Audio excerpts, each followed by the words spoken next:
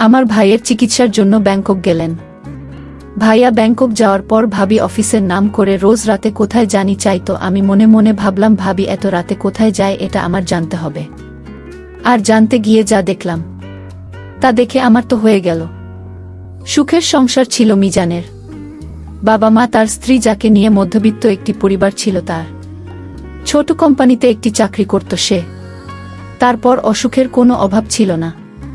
মিজানের একটা ছোট ভাই ছিল, খুব দুষ্টুমি করত। মিজানের ছোট ভাই এবার মাত্র 9-এ পড়ে। 9-এ পড়লে কি হবে, মুখে বড় কথা বলে ফেলে, মুখে কিছু আটকায় না। মিজানের ছোট ভাইয়ের নাম ছিল মিন্টু, বলেন সবাই ডাকত। একদিন মিন্টু আমায় বলল, ভাবি আপনার কি লাগবে, আমি বাজার থেকে সব নিয়ে আসব। তুমি মাত্র 9-এ পড়ো, তোমার 1 টাকা ইনকাম নেই, তাহলে তুমি আমার জন্য বাজার থেকে কি আনবে? আমি যা বলি তুমি তা এনে দিতে পারবে? তোমার কাছে কি টাকা আছে? গুণ ভাবি আছে। শোনো, আমি বাজার থেকে কিছুই চাই না, তোমার কিছু লাগলে আমার কোলে ও। কিন্তু সব হারিয়ে গেল এক কালো ঝড়ে। হঠাৎ অফিস থেকে আসার সময় একদিন অ্যাক্সিডেন্টে চোখের দৃষ্টিশক্তি হারিয়ে বসে মিজান, মানে আমার স্বামী, চেতনা ফিরে পেলেন। নিজেকে হাসপাতালে আবিষ্কার করে মিজান কিন্তু চারিদিকে তাকিয়ে সবকিছু অন্ধকার দেখতে পেলে তার পরিবার তাকে জানায় অ্যাক্সিডেন্টে মাথায় প্রচণ্ড আঘাত লাগায় সে তার দৃষ্টিশক্তি হারিয়েছে। সেদিন মিজানের পাশে বসে নিপা অনেককে ছিল, তবুও মিজানকে এক মুহূর্ত ছেড়ে যায়নি। বাবা মায়ের পছন্দের লিজাকে বিয়ে করেছিল মিজান।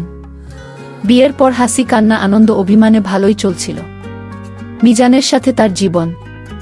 মিজান বারবার বুঝেছে বাবা মা তার জন্য সবচেয়ে ভালো কাউকে বেছে এনেছে।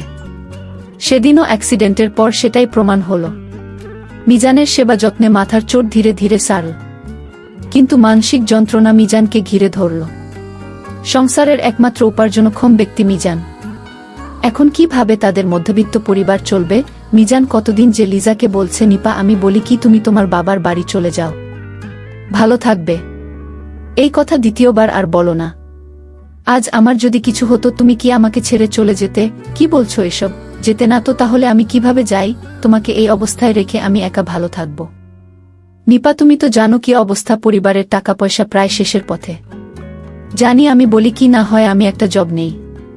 তখন হুট করে বলে ফেল মিজানের ছোট ভাই, মানে আমার দেবর, ভাবি তুমি কেন চাকরি করবে? তোমার চাকরি করা লাগবে না, দরকার হয় আমি কাজ করব, রিক্সা চালাব, আমি তোমাকে কিছুতেই চাকরি করতে দেব না ভাবি।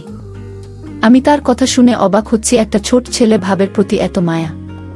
আমি আসলেই পরিবারে আসতে পেরে আমার জীবন ধন্য, কারণ মিজান যেমন আদর্শবান ছেলে ঠিক তেমনি আমার দেবর। ভাবি বলল, আরে তোমরা আমাকে নিয়ে এত চিন্তা করছো কেন?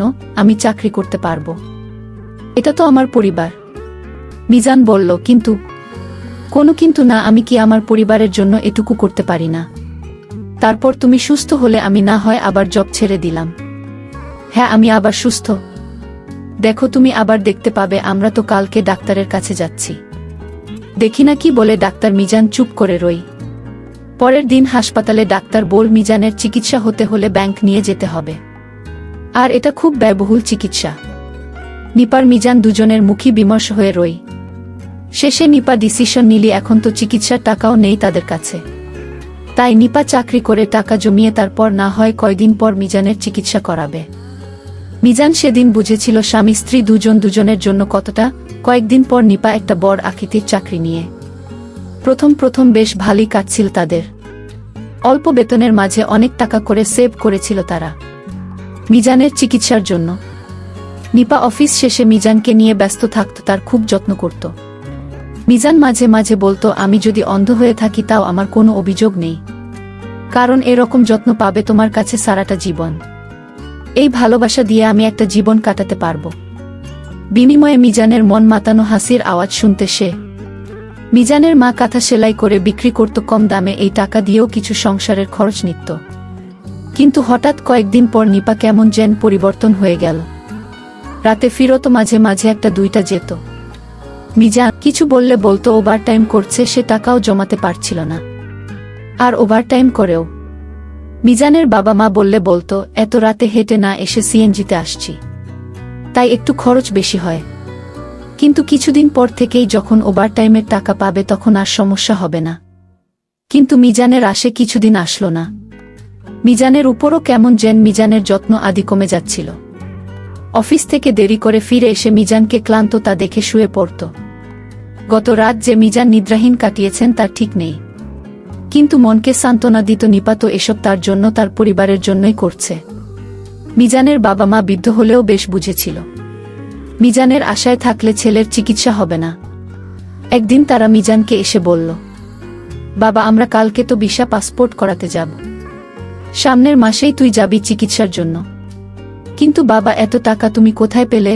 উত্তর, নানু মারা যাওয়ার আগে তোর মায়ের নামে কিছু জমি লিখে দিয়েছিল, সেটাই আজ বিক্রি করে এসেছি।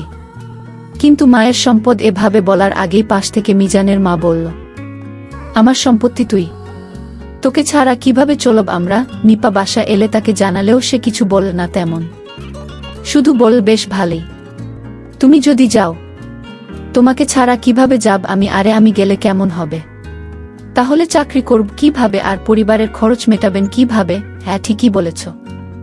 বিদেশে আসলো মিজান। এয়ারপোর্ট অবধি সে মিজানের সাথে নিয়েছিল, সে নিপা সাহস জুগিয়েছিল তাকে। বাবা মা সবার থেকে বিদায় নিয়েছে, বিদেশে এসেছিল চিকিৎসা করাতে।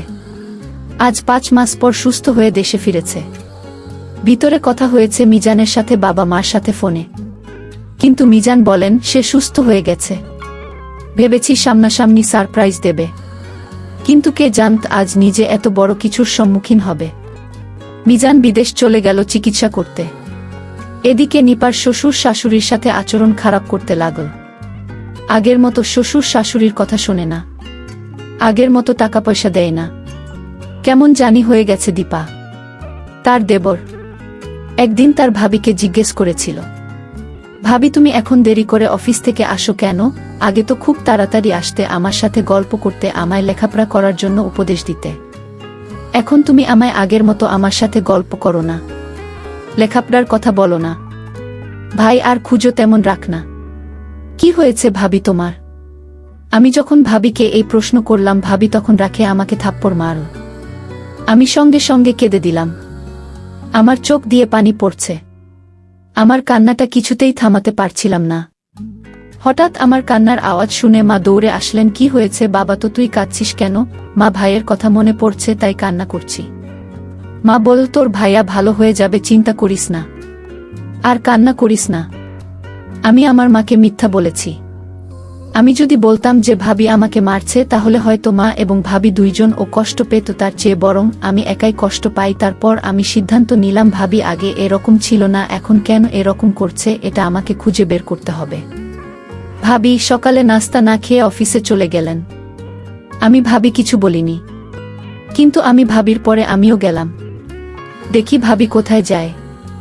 আমি অনেক দূর থেকে দাঁড়িয়ে দেখলাম একটা রাইস হোটেলে ঢুকল, আর এখানে ভাবে 2 প্লেট রুটির অর্ডার দিল। সাথে আরেকজন ছিল, সেটা কি আমি চিনতে পারিনি। শুধু দেখলাম ভাবি তাকে নিয়ে একসাথে রুটি খাচ্ছে আর গল্প করছে। আমি দেখে বাসায় ফিরলাম। আমার মনটা খুব খারাপ হয়ে গেল। আমার মা জিজ্ঞেস করল, বাবা তোকে এরকম মনোভাব দেখাচ্ছে কেন? মা, কিছুই হয়নি, মাথা ব্যথা করছে, তাই শুয়ে রইলাম। আমার মা আমাকে বলল, বাবা তোর ভাইয়াকে বাঁচাতে আরো 2 লক্ষ টাকা লাগবে। কেননা আরো টাকা লাগবে? এত টাকা এখন কোথায় পাবো?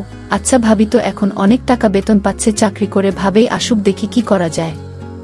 বলতে বলতেই ভাবি হাজির। ভাবিকে বললাম, ভাবি ভাইয়াকে সুস্থ করতে